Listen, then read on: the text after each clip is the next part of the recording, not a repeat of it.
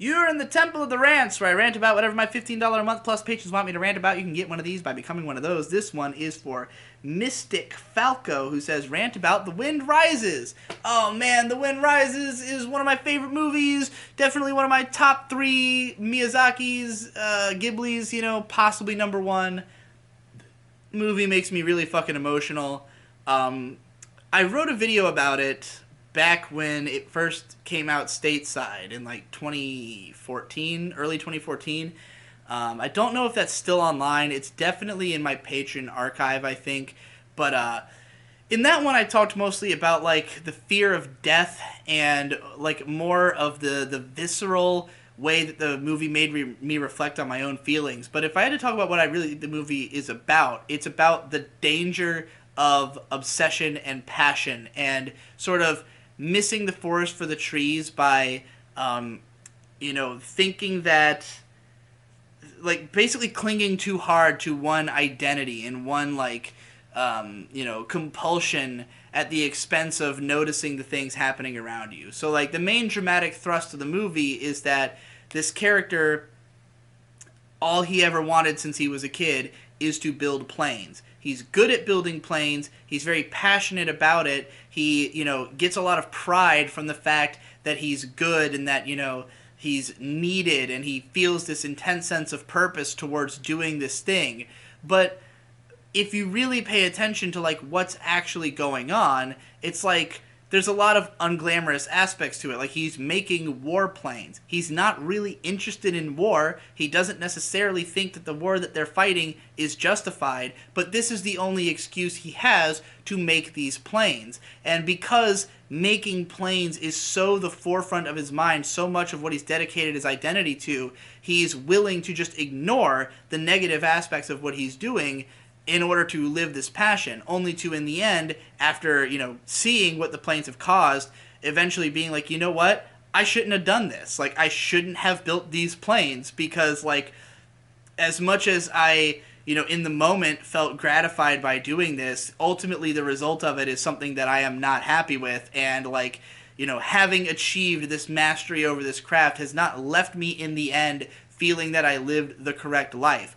But, even more prominent in the war itself is the way he ends up ignoring his love. He falls in love with this woman. They have this amazing relationship. They're great together. They're clearly people who could have, lived an entire life together, except for the fact that she's dying of, I think, tuberculosis. And, it's not that there was anything he could have done to prevent her death, but he could have spent every waking moment with her. And because she was always so understanding, she was always like, no, you gotta do your work, like, I understand how important this is to you, like, the fact that you're so passionate, the fact that you're so driven is what I like about you, and I want to see you happy.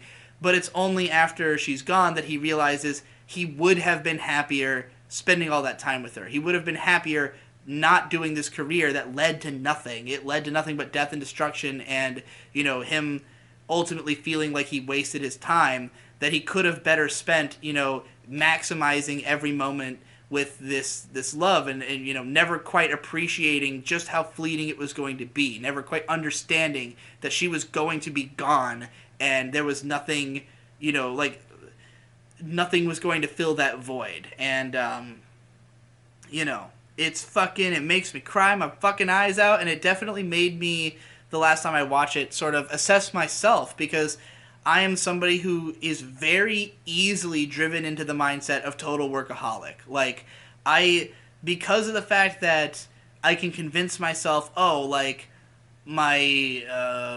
need to make a certain amount of money, or I need to prop up my career, I need to, like, become more famous or more successful, or to, just even get better as an artist, like, I need to practice, I need to grind, like, I have to do all this shit, and then I can get so single-minded that I just dive into that constantly. And, much like the character in the movie, my fiance is, very understanding of that. She'll be like, yeah, what you're doing is important. What you're doing leads to something. But I know myself well enough to know I won't be more happy having spent all my time working than I will be if I spent my time with her. If I spent my time doing fun things, making memories, like, having something to cherish, and making sure that I don't come away, if say she got hit by a car tomorrow and died, if I, if I hadn't experienced enough with her, I would be like, I completely wasted this. Like I had the most, the thing that I cherished the most, and I didn't, I didn't get everything I should have out of it. So, yeah. To me, this movie is a cautionary warning, and I definitely think it's reflective of Miyazaki's self-perception as somebody who really did throw himself so heavily into his work and into this idea of perfection, this idea of trying to make every movie the best it could possibly be, and thinking of himself as this master creator and being so passionate about making things right and doing it exactingly. But then at the end of the day, this coming at the cost of having turned a lot of people away, having hurt people, having grown into someone who is kind of a curmudgeon-y, shitty old man with a negative outlook, and being in a state where a lot of his friends are passing away, and probably looking back on it all and going, I wish I hadn't spent so much fucking time obsessing over work. I wish I hadn't tried to do, perfection wasn't worth it. Having my name live on wasn't worth, being a member of history is not worth the fact that I didn't enjoy my life in the way that I could have.